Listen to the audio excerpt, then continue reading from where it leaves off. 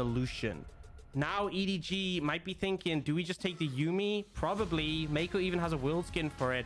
And this is probably where we're going to see the trade-off between the bot lanes. So I expect LNG to take Zeri here, and then we're going to probably get Lulu on 3. We do get the Sejuani for Tarzan, although obviously could be a flex. And EDG here will likely take Sivir and then pick up a jungler as well. Looks like they're going to go for that Wukong into Sejuani matchup once more, which I think is completely fine. But kind of interesting, they ban away the Trundle when, you know, it does telegraph things like the Poppy, but we actually had a game. So Poppy was 100% presence until last game in playoffs, where it was just completely glanced over. Which is crazy to some extent when we're looking at the junglers. We're looking at jiejie and Tarzan, but it's all working out just as you said, Aux. We're getting the exact picks in terms of the setups for the first phase. I can't even take credit for this because it's just it's we've just seen this matchup so many times. Yeah, exactly. It's just is this how it is? It is indeed. I think it works, right? And I think both teams have realized that that late game is where we're looking at in terms of finishing out games and decision making. And I think now that EDG have realized that, and they're saying, okay, well, let's not have those crazy confident picks come through. Let's stick to stock standard. Let's stick to something we know works. This gets more, I guess, burdensome on LNG for that execution, right? They had the comp difference last game, but now when both teams are on the same playing field, I think that gets a little bit more questionable. And honestly, you pick the Sejuani. We've said how they like Sejuani with double melee solo lanes. A bunch of short-range champions into Sivir. That is just going to have the ricochets bouncing around doing a ton of damage. So not sure how they'll adjust their composition from here. But first and foremost, we do see that Azir banned away from Scout once again. We have to see if EDG opt for some of those melee picks. They do ban away that Silas from Doinb. There is still the Gnar available. There is still the Renekton available as well, which you've obviously seen pretty high priority so far this series. It was first picked by LNG in game 1. It was the first rotation banned by EDG, so could maybe see EDG ban that one in the second ban. Let's see that mid lane focus. Ooh, there's a little bit of that team fighting potential taken away from Flandre. Typically, we've seen Ala really buy into this pick with the Kennen, but now I'm looking at what that solo lane ban could possibly be for EDG. If it's going to be more of that focus towards mid lane, or if we get some of those team fight tools taken away from Ala, or even the Camille, right? I think giving so many options away to Ala in terms of how they want to play the game did end up in their detriment last game. I think that's what we're kind of waiting on to see, is who will be that last ban. What kind of focus do we get? We get the flex of the Renekton ban. Yeah, so now LNG, you banned away the Kennen. This could potentially open up like a Gnar pick on 4, and then you leave counter pick for Doinb. It does reveal the Sejuani flex, which is one aspect of it. But, you know, we've seen LNG prefer the Sejuani in the jungle anyway, so that might be the port of call. Looks like they're not going to go in that direction. They're thinking of committing to the Akali now. Let's go. In theory, this could be a double flex, I say. Like, you could put the Akali top, you could, and then the Sejuani could go top of jungle. It's probably an Akali mid, though. We haven't really seen much Akali top unless it's against Gwen. So you're blinding that, and now EDG have to answer. Scout could just go for that Lissandra. Obviously, great point-and-click lockdown. Yeah, I think there's still a lot of options for both sides. There's even flex option for LNG, right? The Sejuani could still go top in the end. It is going to be the Gnar grab for Flandre, obviously something we've already highlighted on, and especially from that game number 1, right? And with the Kennen not available this time around, that team fighting tool is kind of taken out the wayside. But I have to harp on Doinb, on the Akali, right? We saw Scout on it, game 2. It didn't look too shabby, but Doinb has made or broken games off this pick, and we do get a little bit of that flex potential, and it is the Jax coming through for Ala. Yeah, it kind of feels like in this situation they were setting up for something like the Jax, because banning the Kennen, you know, we often see Kennen and Gnar as a matchup. You know, we saw game 1, right, as a trade-off. So they kind of wanted Flandre to take that now, and then by taking the Jax, easy stun setup. The fact that you can like Q, like you can use your Q, your W as auto cancels, and to get extra auto attacks in makes it very easy to stack the passive. With the nerfs that we saw to Gnar, making his mini form a lot squishier, you can really bully out this matchup. We've seen this matchup a few times in the LPL. So once again, strong solo lanes for the side of LNG, particularly for Arley in the top lane. My question is, though, Scout on the Lissandra. We saw what he did against Top Esports game 1. If he can dictate the pace, they could take over. I think that's the most important thing to say is, again, back to the conversation we started at the beginning of the day. There's a certain phrase, AD diff is jungle diff, which in all actuality is mid diff. And you can say a lot about the breakdown of how those resources get taken through, but we have seen such a prevalence for junglers to try to find early blood in mid lane, try to extend that to the side lanes, and in this game 3, it'll be more important here. Yeah, I think it's going to be absolutely vital. We saw how excellently LNG were able to leverage that pressure in game 2. We saw how much they were able to lean on those side lane dives. I think this is the thing we hit on at the start of the day, Mazel. AD diff is jungle diff, which is mid diff. If Scout can move and shut down Doinb, Doinb is someone who's always super proactive, fell behind in CS in game 2 to get the moves off, then they can take over the game. Indeed, as we crest into game number 3, one of these teams will go 2-1 up in this best of 5. Will it be EDG, the 2021 World Champions, or LNG, trying to make yet another miracle run happen? As it all gets decided, we have finally crested also into full scaling comps. We got a little fun in terms of that late game. We got a little fun to get to that late game, but particularly how Ala played the Camille last game and now on the Jax, I think is something we have to watch in terms of how LNG pilot these two solo lanes early on. And if they start to fall behind in the top lane, it's going to be so bad, right? You chunk Flandre out, you start to get Tarzan moving over. It could really have some problems there. Interesting. Do you see the first strike from Scout? So really going for a lot of burst and looking just to harass Doinb down. Is that weird? Is that different? Is that the adaptation for Scout in this moment?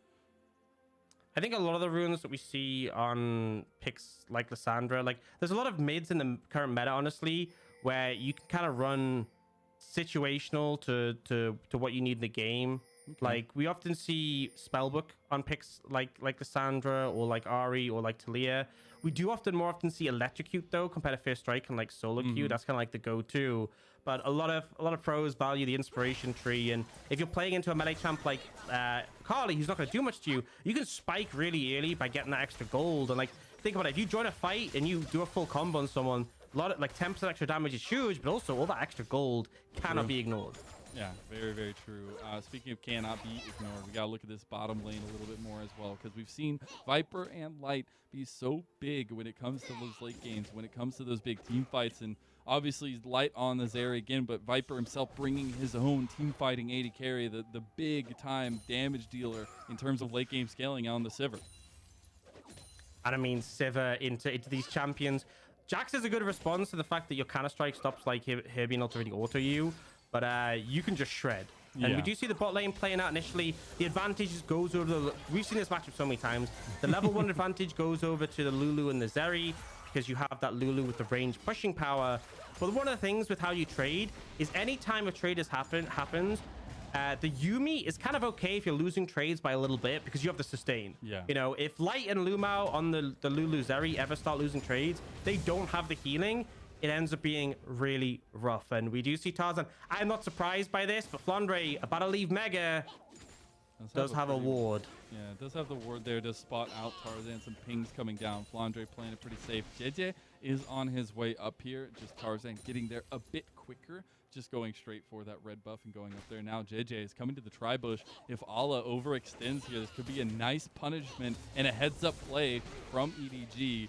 Gonna use the clone to try to get into the fight, but Ala nicely done to get away from that one. And we're seeing the machinations of both junglers early on, where we said they are so important to how this game pans out. And that Tarzan, he's not on vision right now, but was spotted on that ward near his Raptors, so they know he's there. If full information, but Jiejie is just going to look towards the Scuttle Crab. Doesn't have the CC to break the shield, but doesn't really matter when you've zoned them away. You have the List who's going to be able to move first. You have the Gnar who has priority. And Jiejie doing a pretty good job in this early game. That's the thing, right? Is as much as, you know, there's a strong top side with a Jax Sejuani, Akali's not the best at making early moves happen because she's not the best at contesting waves early. So definitely a bit on the back foot there. And we actually see LvMao resetting. So I assume, we didn't get to see it, but I assume they must have taken a bad trade. And for Viper and Meiko just out-sustain them. That's something I'm going to say. Viper and Meiko have definitely been the better performing bot lane in the 2v2 so far this series. I mean, I would expect so. World champions themselves, but also one of the deadliest duos in the LPL this split, and almost every split it feels like since they were brought together. And I think obviously we were talking about the early machinations for both junglers, and jiejie right back to the top lane to try to punish Alla, and I think that's going to be a theme here for both sides, trying to see when they can path towards the top side, how much of an advantage they can get. Alla's dead. Alla is in some serious trouble here, and jiejie perfectly stops his back. Counter-strike already came out to hop in, but he misses the wallop. jiejie does not want to leave without the kill, and first blood to Flandre. jiejie almost goes down. Man, that was so close. The passive health regen from Wukong actually coming in clutch there to keep him alive. Ole oversteps, like was so low in HP, stepped up in the lane, should have been dead, but does manage to avoid the stun. Flandre, I'm not sure where you're aiming that. Definitely wasn't going to hit, but regardless, we see the play come out, the kill comes in. Really positive for EDG, but now LNG trying to apply some pressure on Scout. If the polymorph comes in, that can stop the claw, but it doesn't actually end up coming through. Love to see that cohesion from LNG, though, trying to find a play onto mid lane, onto Scout. But again, it's just not going to come through it. It's just about focusing on where Tarzan is, how many pieces of LNG can join him in those aggressive moments, and how it all kind of pans out for them. I wonder if we get an uptick in dragon priority, which we've seen most dragons taken after 8 minutes, after 9 minutes. But Alla, he's going in on the jiejie. He does have the smite, does have the heal from the kill of the Gromp as well. Alla will be using the Jax early to put pressure onto jiejie on this top side. That's one of the most annoying things as a jungler is when you're clearing those camps, especially when I've seen people do blue and Gromp at the same time, get really low, and someone just comes over, kills you, and takes them. So jiejie's doing a good job to get away, but Alla using his time well. But this is something I want to hit on. As I even said, Flandre is someone who hasn't played Gnar as much, only played it so far this series in playoffs. And it definitely feels like where other top laners were prioritizing it heavily towards the end of summer, him maybe not so. Oh my! There's no mana on Scout. What? That's a solo bolo for super carry Doinb. Man, I was not expecting that. I'm just talking about Gnar or whatever, and I'm like, there's no way he kills him. Scout dies with flash up, with ult up, out of mana, as you said. Doinb finding the big play onto the world champion mid laner. What a way to kick off the game from the mid lane. We said winning in mid lane is so important for either side to find something earlier on, and I think Doinb on the Akali, we've seen him break open games before. Scout was unable to do so in game 2, and LNG setting up their super carry pretty well early on. And it's a big flub from Scout. I'm gonna be real, this should not be happening. You should not be getting solo killed as a Lissandra. Pretty much anything, I feel like, if I'm gonna be real. The whole point of this pick is it's supposed to be very hard to take out. You have the mobility, you have the ult for the self heal, but Akali hitting level 6, getting that kill, massive for LNG. Now jiejie trying to fight for this blue buff, but W's already down. But look, he has prio from his mid laner, prio from his bot lane. I don't think Tarzan can really put up too much of a contest for this. Yeah, there's not much to be said. Scout has mana this time, so that helps in terms of him trying to fight. That was just the most unfortunate thing, but the heads-up play from Doinb. And now in top lane, Alla getting in some trouble there against the Mega Gnar. But I think it is Doinb's realization that he had a little bit of hesitance going into that play, but you see the mana from Scout, it's easy. I'll just take the kill and get that early lead on Akali. But now it's about how they use that, right? The next steps for LNG, where we have Dragon on the table. We also have Rift Herald, and we've seen EDG and LNG, for that matter, put heavy focus into the Rift Heralds. I mean, it's great for Snowball in the game, getting an advantage. You can see, right, Doinb didn't have an advantage and found a solo kill, and now Flandre with a bit of an advantage top, really leading the charge. And go back to my Gnar point, this is the thing, Gnar against these split pushes like Jax and Camille, yes, if you can gank for them and get them ahead, they will run away with the matchup. But if Gnar gets a lead on them, man, it is not a fun time playing into him. He's such a menace. The reason why we have seen him so heavily prioed now. EDG kind of return to normalcy, right? They have prio in the mid lane. In fact, they had prio top, and Doinb's had to go answer the wave. And so they are just trying to lean on these neutral objectives and pick up this Herald. jiejie should be able to secure this with a smite. Doinb playing a little bit risky here, trying to get in there, maybe steal the Rift Herald, but now himself is caught out, tries to go the other way to get to Tarzan. Alla is on his way himself, but he went through the red buff here, and Doinb gets out the second activation of the perfect execution. It will be Rift Herald secured by EDG. There's the Glacial coming through here from LNG, and the Counter-Strike gets pushed out by the Mega Gnar. Scout with that frozen is going to be able to make it out alive. It's just a lot of traded ultimates and summoner spells. yeah, a lot of thrown out there, but not a lot achieved in terms of kills. No one going down, but Herald picked up by EDG is the sort of the winning play. Sadly, it's on Flandre, which isn't inherently bad, but typically you want on your jungler so he can put it in whatever lane sort of ends up being the favorable one. Now, because Flandre has it, you kind of know, as long as you don't leave top open, you should have someone to defend against it. But yeah, a lot of back and forth in these fights, a lot of trying to fish for windows. And this is kind of interesting because we've had, you know, game 1, game 2, it felt like there was definitely one side that had the scaling advantage, one side that needed the early pressure. Both teams have a lot of late game power in this one, especially through the bot lanes. So a lot of back and forth to see who can get that edge. And speaking of what we've seen so far, right, we had a couple buffs given over to the teams into this series, right? You had the EDG Feast buff, where they had a plethora of great food coming into the series, and it helped them win game number 1. The belated birthday gift in the party for Tarzan came in clutch game number 2, LNG tying up the series. But now, where do those buffs lie, Mr. Aux? Because all I see right now is Meiko rocking the world skin. I feel like that's a little bit of a buff to EDG. I mean, I feel like Viper on Sivir having the Sivir. Oh, they're looking. Oh my God, they're looking for. Is it the world buff caster? But it will just be that aggression, the on the hunt, and the final chapters used by the EDG bottom lane. Yeah, and I just feel like Viper on this Sivir, you know, 3 items for light when you have the IE on the Zeri is really threatening. But when a Sivir sort of hits 4 items, which, like, don't get me wrong, this is very late in the game. But at that point, like, you know, Jax says Counter-Strike, that's probably, like, one of the few things that is going to slow you down. Other than that, you are just shredding. So I do put a lot of emphasis on Viper being able to pop off. But now, LNG are leaning in to try and find a fight here. Glacial Prison is there. Doinb trying to connect on the Scout. Has a lot of damage there. The Claw will bring him out. The Cyclone doing some work, though. And Flandre wants to go in, but Doinb gets the kill into jiejie already, and he's looking for a Scout as well. They will lose Tarzan, but getting Doinb ahead is oh so more important. And these solo lanes are firing. That's 3-0 for Doinb, and now a kill for Alla as well. In the bottom lane, LNG trying to capitalize on the chaos, putting some damage in onto Viper Meiko. They will stay safe, but huge plays coming out from LNG. And this is the strength of LNG in playoffs. This is why they've lent so heavily on Tarzan being on the Sejuani. Melee solo laners, strong solo laners. You go in the skirmish, you have the free CC lockdown, and EDG, they focus down Tarzan. Tarzan does not care at all if he dies. He just wants to get his solo laners ahead, and now Ole's back in the lane, picked up a couple of plates. Doinb gets a couple of plates too, and 3-0 on the Akali.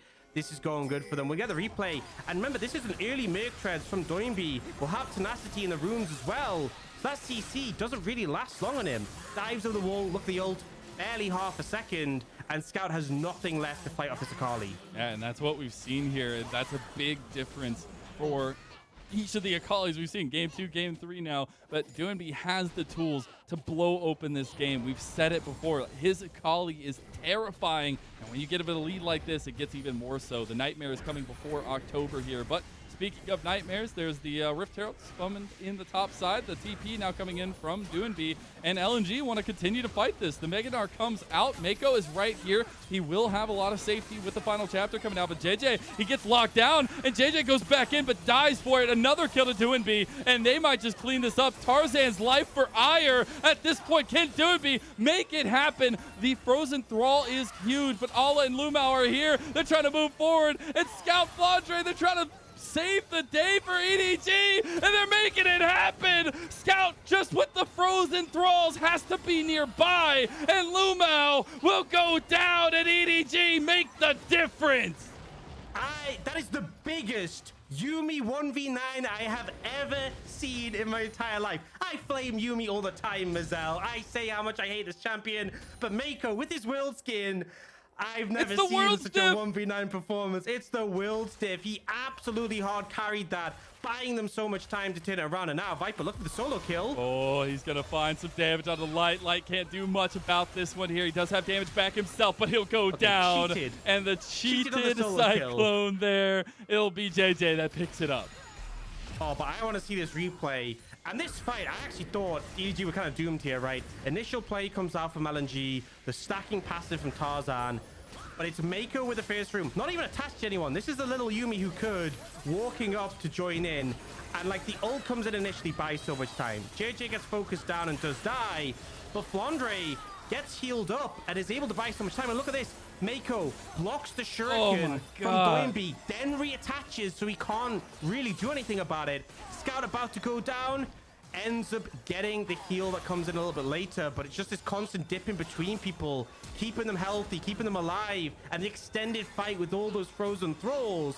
Man, it was insane. Got some shadow jujitsu going on over here with Meiko. He's just diving everywhere. It's actually incredible, making his teammates look like titans that they are. And what a turnaround for EDG. They find themselves almost 3,000 gold in the lead just off the back of that. We were lauding Doinb with those huge kills on the Akali, but now the onus is on him for execution even more so.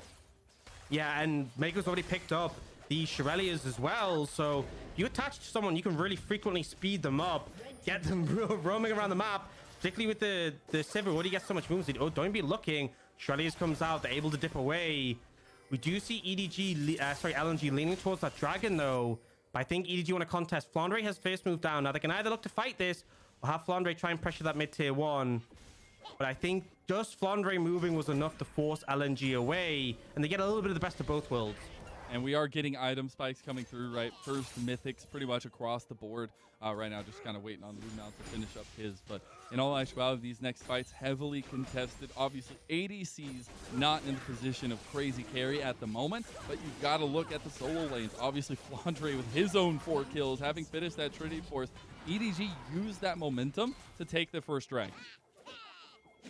Yeah, and I mean, it's such a fantastic dragon to have as well. With the Sivir, the attack speed, and the ability haste for Wukong, for Gnar. Like, you know, I've hit on this a few times, but the gold value, because you're getting 5 people are getting these stats off the Hextech Dragon, just one is 2,325. And obviously some champions don't use the stats as well as other, like Scout attack speed's a bit wasted, but still, to have a 3,500 gold lead and that Hextech Drake, EDG feels strong. They definitely do, and they're in a position that feels confident and comfortable, which is the scary thing for LNG, but it is just looking at how they approach the next fights, those team fights, the later parts of the game. Can Allah have that split pushing prowess? Can he find an in like he did in game 2 on the Camille against EDG? And how do EDG respond to that?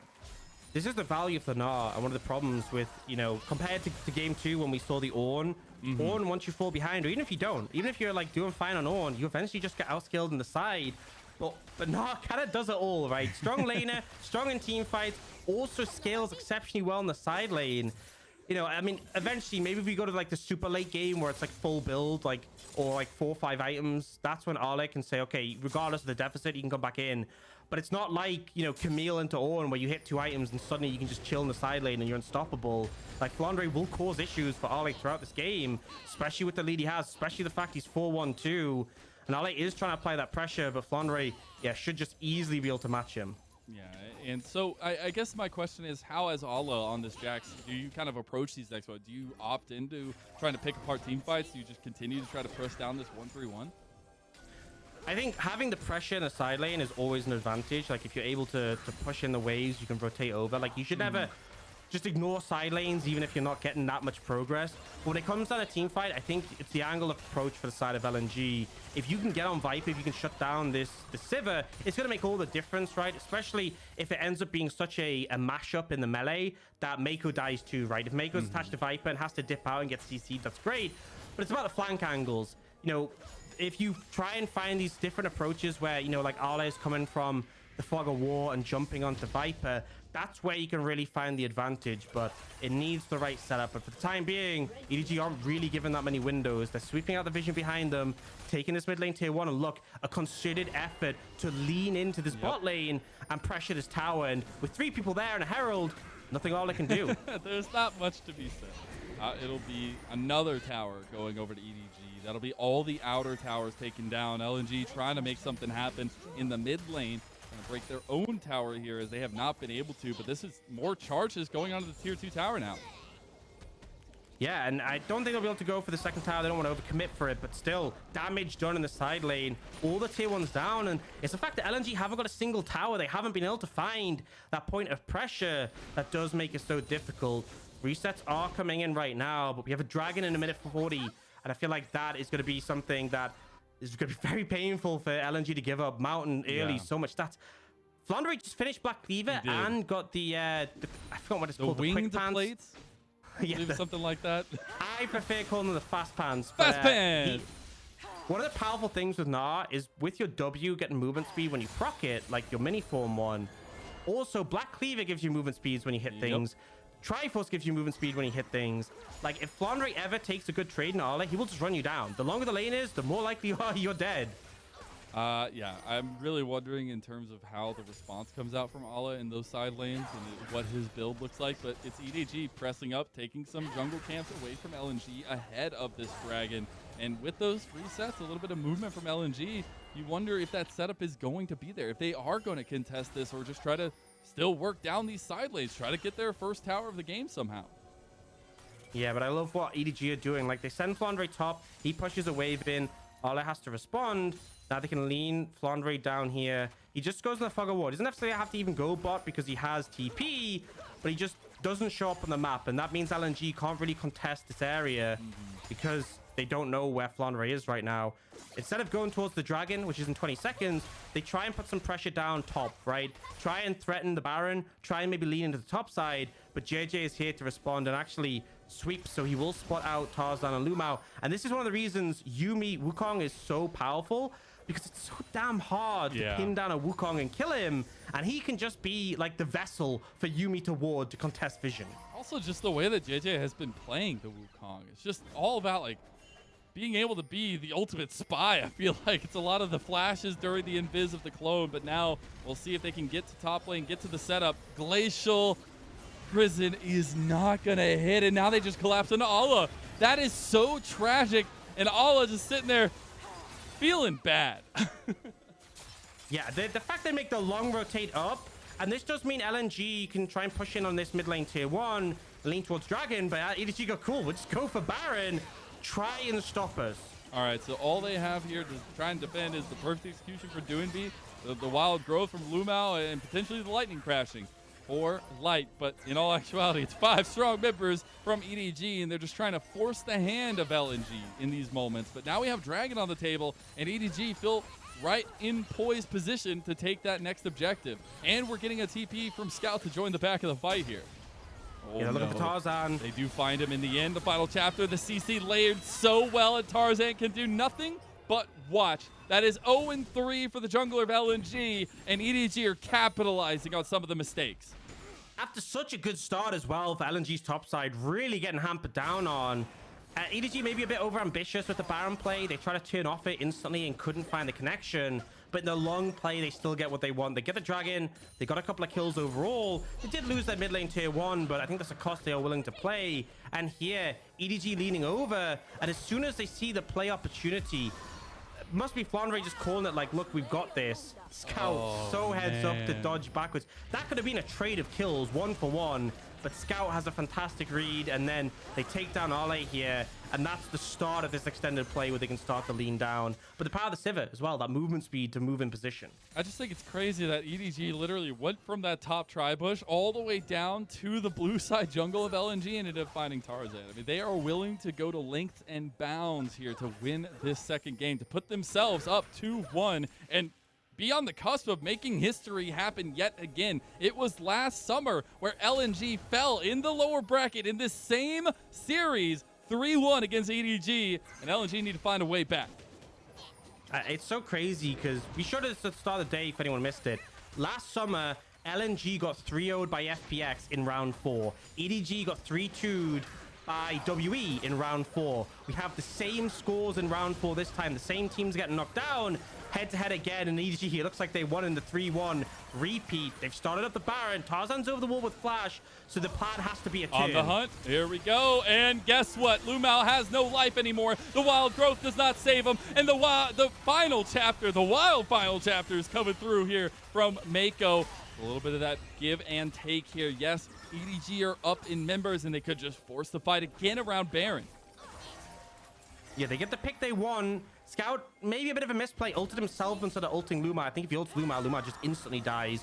But regardless, not being an Ole. Oh, again! Again! How does this keep happening? This is another capitalization from EDG. The counter-strike buying a little bit of time, but Ala will go down from a hop, skip, and a jump of Flandre. And Doinb Tarzan, they are on the back end of this fight, but EDG know that, and they want to take it to them. Got to be really careful. jiejie does not have Cyclone, but he has Meiko on his heels, and they have Exhaust as well.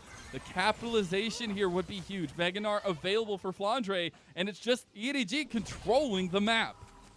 Just feels like whack-a-mole from EDG. Like, whenever someone from LNG pops their head up a bit too far, the hammer comes down, and EDG swiftly take them out. LvMao going down, Ale going down. They won't be able to translate into the Baron, but it's just getting more and more gold in this game. 5,500, no, 6,500 the lead right now. No, it is 5,500. I'd made the mistake, Mazel. Trying to do maths on broadcast. I told you, Aux. I told you.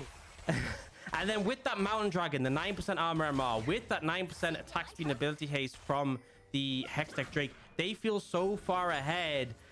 And I'm so concerned that Viper is going to become just unstoppable in this game. But the biggest thing is there was hope for LNG. They had gotten 4 kills on Doinb, on the Akali. They had even gotten the focus at topside for Ala, but it has not come up aces for them. It has not been utilized, and EDG as a whole, they're bringing all 5 members, and they are burning down Baron. Flandre goes in with the Gnar. The final chapter is there to follow it up. That is Baron secured by EDG, and it was just a bait and a switch against LNG. Fantastic play from Flandre. Jumps over the wall, slams Tarzan into that red buff wall. Just doesn't let him enter the pit. The team finish the Baron, and then no hesitation from Flandre. He has a Yuumi attached. He's pretty tanky. Could have hung around. Nope. Flash out. We got the Baron job done. And now they're going to try and continue that push here. Oh, they just have a flank, though. They know if LNG going to look for a play, this could be it. They know Doinb is on the side as well. Doinb in some trouble now as EDG move up here, and Scout's trying to cut him off on the edge here. He does have Frozen Tomb available. He can't get into the distance to do it, and Doinb gets out by the skin of his teeth. It is that mid lane that is completely focused down in the tier 2 tower, out of commission for LNG. Fantastic work from EDG. I feel like this is a team, kind of like we said in the earlier games, if EDG are behind, they will make it difficult. They will try and tug constantly, cause problems, make the game feel hard despite the enemy team having a lead. But when EDG are ahead, they just love to push the pace forward. 7,000 gold lead now.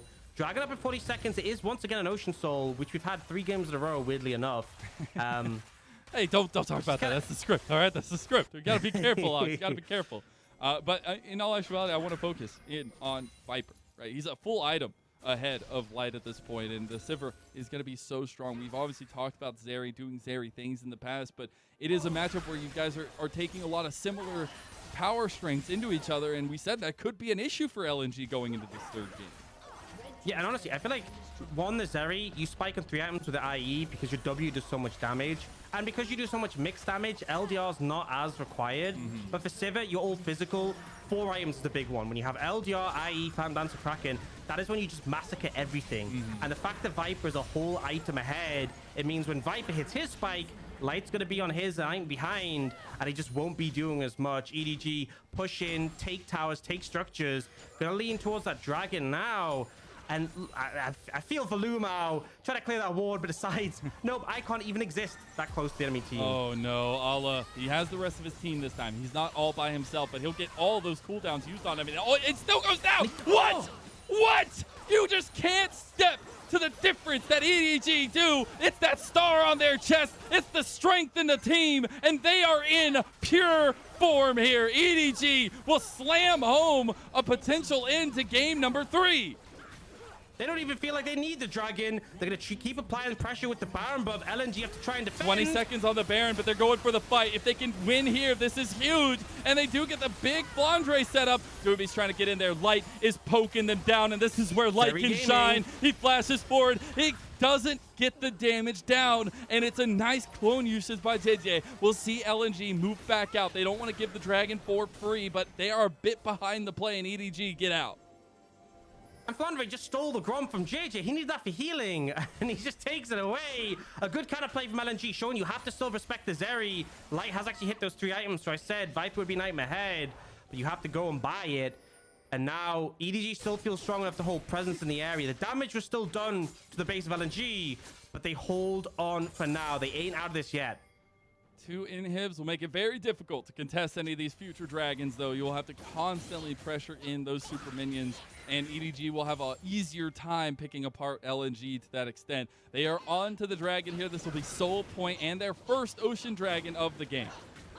Yeah, I feel like Ocean, the individual dragons, early game and early Ocean Dragon can be huge, but late in the game, it's so useless. So it, you know, in terms of LNG, not the biggest deal, but one away from Soul. I don't think the Soul is the biggest either. I think Ocean, there's all of the other 4 would be worse, but regardless, still something you don't want to give over when you're already this far behind. LNG, I feel like now Light has the Infinity Edge. It's a big spike coming through. Viper doesn't have his Infinity Edge now. You're about to hit level 16 on Arle and Doinb. You get in some extra farm for these side lanes. You can't give over another Baron. Another Baron is the game. Another Dragon probably is too. LNG really need to find an angle into this fight. And I think it starts with killing Viper. If you get onto him, if you get either Doinb or Arle on top of his head, that's the thought process, right? Bare minimum, at least Arle has the Frozen Heart, right? And has the counter-strike. So you'll slow his auto, stop him attacking for a bit. But they need to find that opportunity. They have TP on their top laner if the window arises. They have 3 item spikes for both mid laners here. The Void Staff are doing be completed, but it's all about the top lane focus right now for EDG. This could be double super minions pouring into the base of LNG if they can get this final inhib tower. But they don't have Baron this time. It's going to be a little bit more difficult to do. We saw Light popping off in the fights in the later parts. Now TP from Ala behind. He has completed his 3rd item on the TP. He has the Hull Breaker, but we've seen him caught out multiple times before, and he'll need to position right to get out of this collapse from EDG. The Shirelius comes in for Meiko, and they instantly dart backwards. This is one of the moments where you're hoping no one's paying attention to the minimap, and you can get a TP flank in and get behind. The concept is good, but EDG are too sharp. They are so ready. They make sure they shut him down, and then Doinb. The final chapter utilized as well. He goes golden, but is it going to be enough? He flashes out immediately after, and now LNG, they're trying to defend as best that they can, but the wave clear, the positioning from EDG, it's so punishing. It's so hard to deal with, and I feel like every time you think you found someone, overstepping on EG, the whole team's there. They knew they were there. There was a little bit of a bait from LNG, trying to catch somebody out from EDG. They will use a lot of the help bar from Ala, though, and the ultimate use. So some decent tools taken off the board, giving more prowess to EDG. And look, with mid and bot inhib down, you're giving free farm to the enemy team. Super minions pushing in, LNG can just collect it. You have to get this Baron while that pressure is there. Doinb is having to answer the waves because he's the one with TP. Arle doesn't have any more.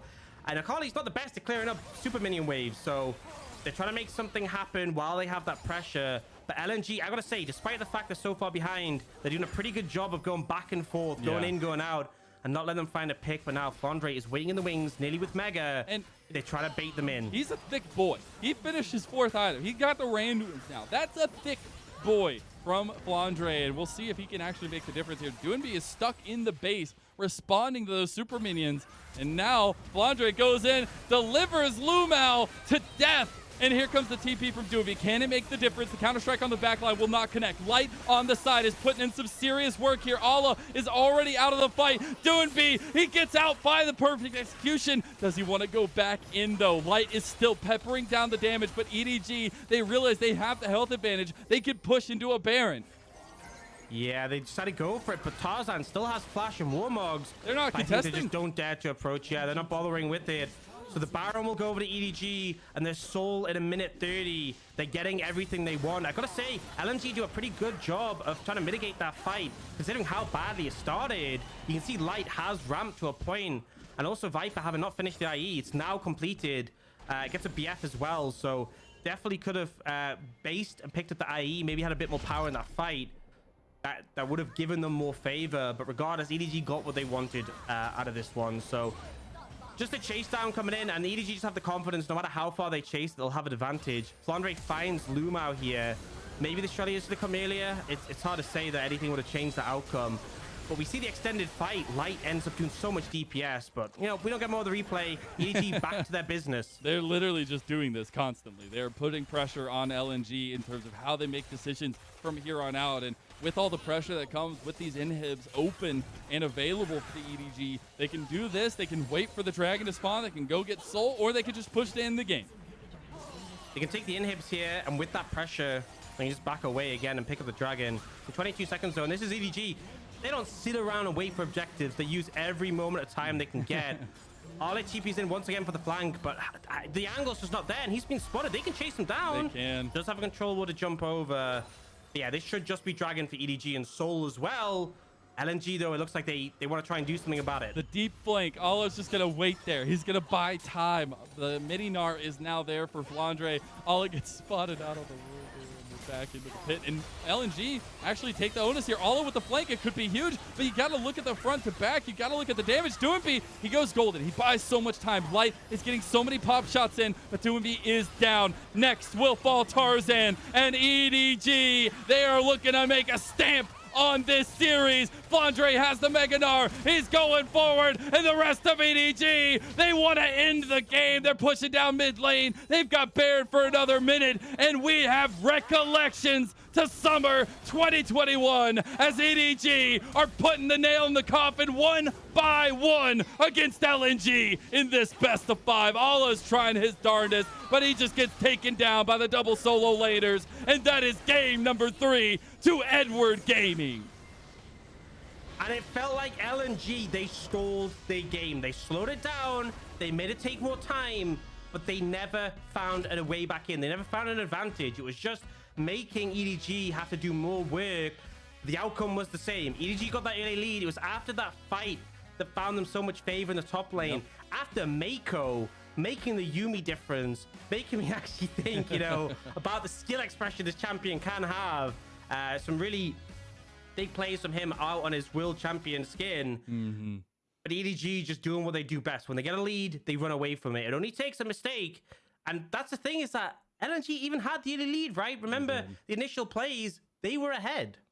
It's great. Like, Doinb had 4 kills to start the game on Akali, but you have to, against EDG, you have to slam home those victories. You have to continue to put the pressure on, and the responses from EDG towards Flandre on the Gnar, towards everything that Tarzan was trying to make work earlier on, it's actually incredible. And this is the standard that EDG set for themselves, winning a world championship last year, but now being in that peak form, it feels like.